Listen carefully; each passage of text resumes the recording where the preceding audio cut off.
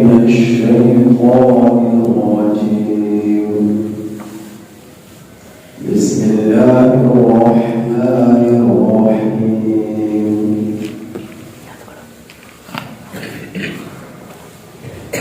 ومن الناس من يقول آمنا بالله وباليوم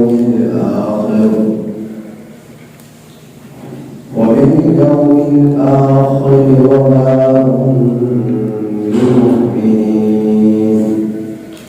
يخادعون الله والذين آمنوا وما يخدعون إلا أنفسهم وما يشعرون في قلوبهم مرض فزادهم الله مرضا ولهم عذاب عليم بما كانوا يكذبون.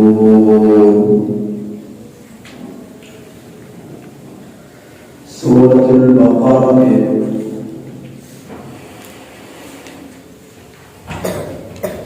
دوسرے رکوع وَمِنَ النَّاسِ مَن يَقُولُ سے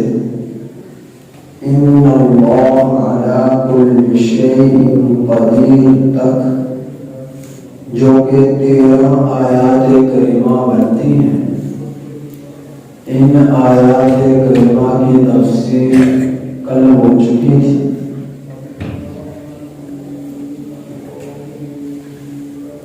تو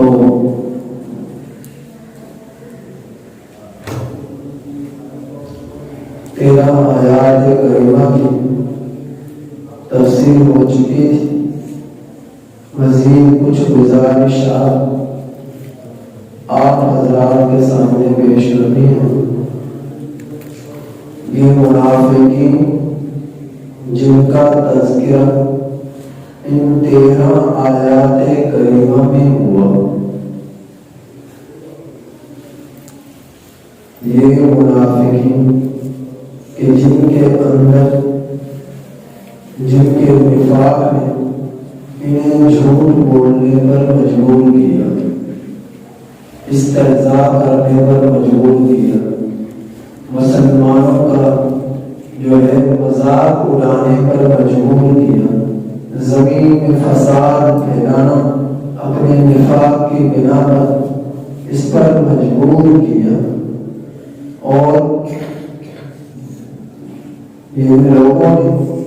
کہ نفاق ہے ہدایت کے مقابلے میں گمراہی کو ترجیح دینے پر مجبور کیا. یہ سب کچھ دنیاوی امراض، ذلیل ترین امراض کی خاطر تھا کہ لوگ آخرت کے مقابلے دنیا کو ترجیح دیتے. یہ لوگ آخرت کے مقابلے دنیا کو ترجیح دیتے. تو یہ نفاق منافقین جن کے ظاہراً تو اپنے آپ کو مومن قرار دیتے کہ ہم مسلمان ہیں، ہم ایمان والے ہیں، تو کیا اور باطنی طور پر دل کے اندر کفر چھپا ہو، شرک چھپا ہو. تو یہ نبی کریم صلی اللہ علیہ وسلم کے زمانے کے اندر جو منافقین تھے، کیا ان منافقوں جیسا جو ہے اطلاق آج کے منافقوں پر کیا جا سکتا؟ تو اس کے لیے جو ہے دو باتیں ہیں کہ نبی کریم صلی اللہ علیہ وسلم جب قرآن منافقین اپنے نفاق کو چھپا کر مسلمانوں کو دھوکہ دینے کی کوشش کرتے تو منافقین کا پتہ 2 طریقوں سے چلتا. ایک طریقہ وہ ہے کہ اللہ جل جلالہ آپ صلی اللہ علیہ وسلم کو وحی کے ذریعے بتلا دیتے آپ صلی اللہ علیہ وسلم کو وحی کے ذریعے بتلا دیتے تو آپ صلی اللہ علیہ وسلم کو پتہ چل جاتا، نبی کریم صلی اللہ علیہ وسلم کو پتہ چل جاتا۔ اور دوسرا طریقہ یہ ہے کہ ان شخص کے وہ عرف یا اسلام کے کسی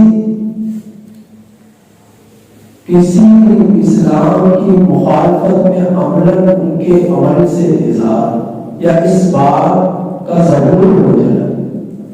تو دوسرا طریقہ یہ تھا، اس سے پتہ چل جاتا کہ اس کے دل میں نفاق ہے، ظہور ہو جائے، اور چاہے وہ کتنا ہی اپنے آپ کو مومن کہے، مسلمان کہے، لیکن اسلام کی مخالفت میں اس کے عمل سے اظہار ہو جائے یا اس بات ہو جائے، تو پھر ایسے شخص کا پتہ چل جاتا کہ وہ منافق ہے۔ تو آج کے دور اگر منافق شخص کا پتہ لگانا ہو تو اس کے منافق کو معلوم کرنے کا جو پہلا طریقہ تھا کہ اللہ جل جلالہ وحی کے ذریعے بتلا دیتے، وہ پہلا طریقہ تو اب نہیں رہا کہ نبی کریم صلی اللہ علیہ وسلم دنیا سے پردہ فرما گئے اور اللہ جل جلالہ نے وحی کا سلسلہ منقطع فرما دیا، اور اب نہ کسی نبی نے آنا ہے اور نہ ہی اللہ نے کسی شخص کی طرف وحی کو بھیجنا ہے، وحی کو اتارنا ہے۔ جب نبی نے نہیں آنا، وحی نے نہیں اترنا، تو پھر اب وحی کے ذریعے تو نہ وہ اترے گی، نہ وہ پہلا طریقے اس پہلے طریقے سے منافق کے نفاق کا پتہ چلے گا۔ اور دوسرا طریقہ کہ جس سے کسی شخص سے اسلام کے قدر عقائد سے متعلق کوئی مخالفت یا اظہار ثابت ہو جائے، ضرور ہو جائے، تو ایسا یہ دوسرا طریقہ جو ہے اس شخص کے قول فعل سے یا اس کے عمل سے اسلام کی مخالفت میں کسی چیز کا ظہور ہونا یا اثبات ہونا، تو یہ دوسرا طریقہ آج بھی باقی ہے۔ یہ دوسرا طریقہ منافق کے نفاق کو معلوم کرنے کا آج بھی باقی ہے۔ قرآن نے اس منافق کو، قرآن کی اصطلاح میں قرآن نے اس کا نام ملحد قرار دیا، الذین یلحدون فی آیاتنا، کہ جو یہ شخص جس نے اپنے دل میں نفاق کو چھپایا اور اپنے آپ کو مومن یا مسلمان قرار دیا، اور جب کہ اندر کفر چھپا ہوا اور اس کا اسلام اس کے قول فعل سے قطعی عقائد کی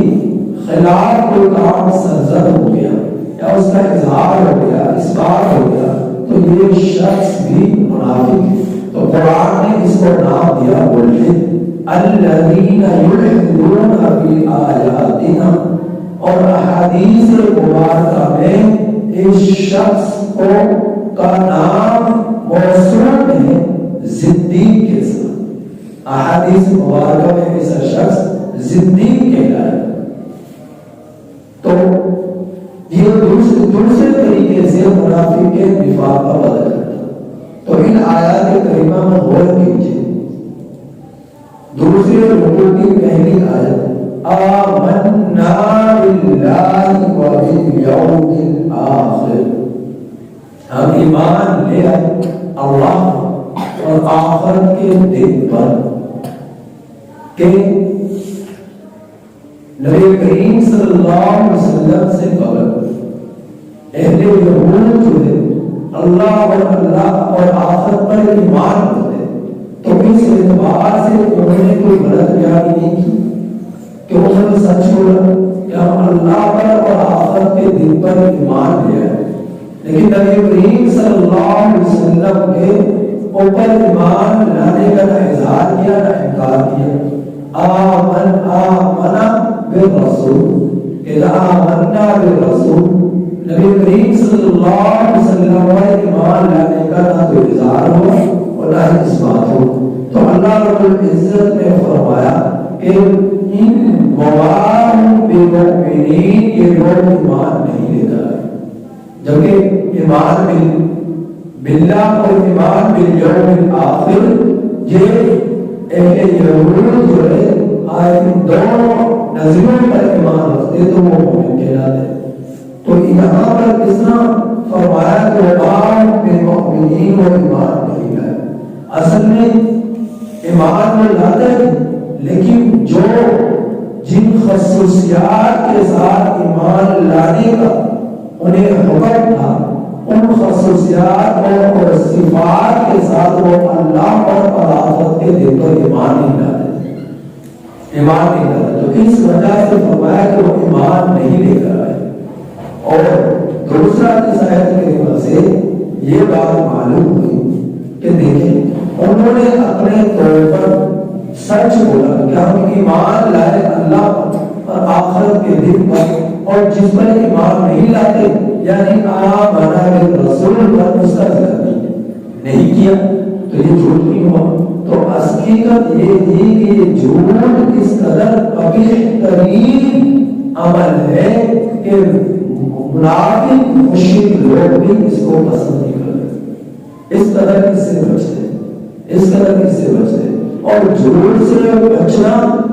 ایک چیز ہے کہ جو انسان کو سب سے زیادہ جھوٹ بولنے سے بچاتی ہے، اور وہ ہے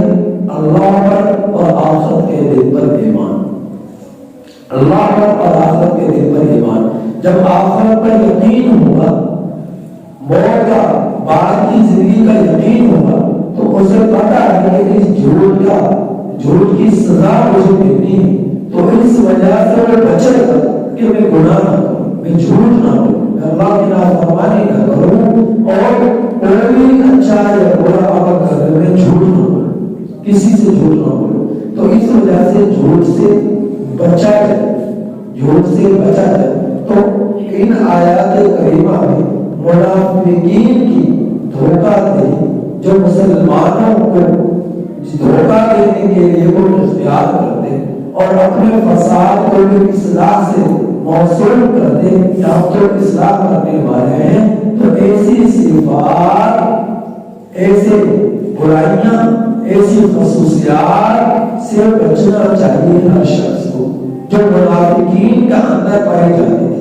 کیا پائی جاتی تھی؟ کہ مسلمانوں کا، ایمان والوں کا، دین اسلام کا استہزاء کرنا، مسلمانوں کو، ایمان والوں کو دھوکہ دینا۔ اب یہ دھوکہ دینا چاہے اسلام سے متعلق ہو یا معاملات سے متعلق ہو یا عبادات سے متعلق ہو، کسی بھی اعتبار سے دھوکہ دینا تو اللہ رب العزت ایمان والوں کو، مسلمانوں کو دھوکہ دینا ایسا ہے جیسا کہ اللہ کو دھوکہ دینے کی کوشش کر رہا ہے، اور اللہ جل جلالہ کو کوئی شخص دھوکہ نہیں دے سکتا۔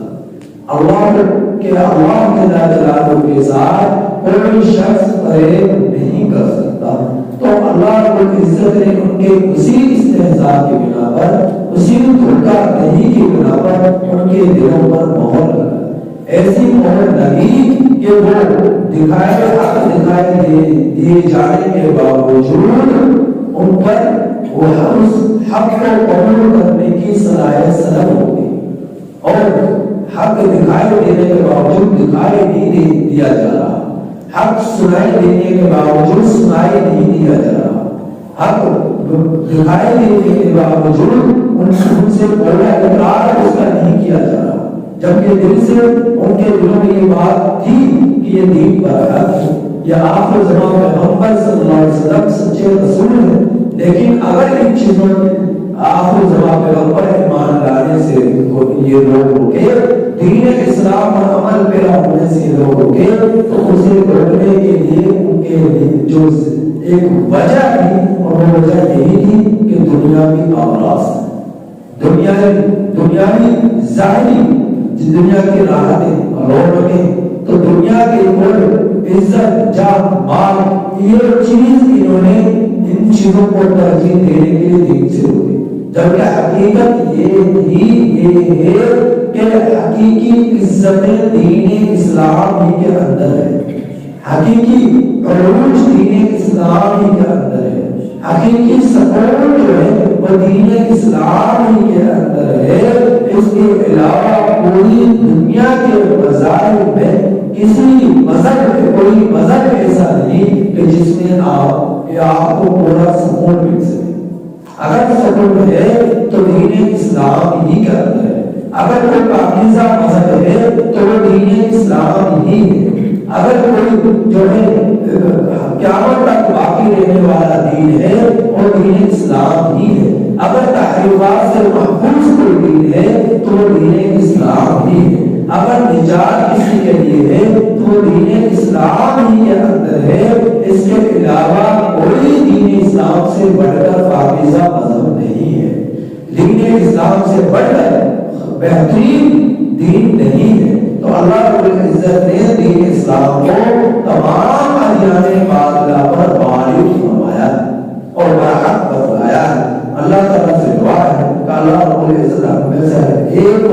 اس دین اسلام کی قدردانی کرنے کی توفیق عطا فرمائے۔ الحمدللہ رب العالمین والعاقبۃ للمتقین، اللهم صل علی محمد وعلی آل محمد كما صليت على إبراهيم وعلى آل إبراهيم إنك حميد مجيد۔ ربنا ظلمنا أنفسنا وإن لم تغفر لنا وترحمنا لنكونن من الخاسرين، ربنا أتمم لنا نورنا واغفر لنا إنك على كل شيء قدير، اللهم إنا نجعلك في نحورهم ونعوذ بك من شرورهم، نستغفر الله الذي لا إله إلا هو الحي القيوم وأتوب إليه، رب اغفر وارحم وأنت خير الراحمين، وصلى الله تعالى على خير خلقه محمد وعلى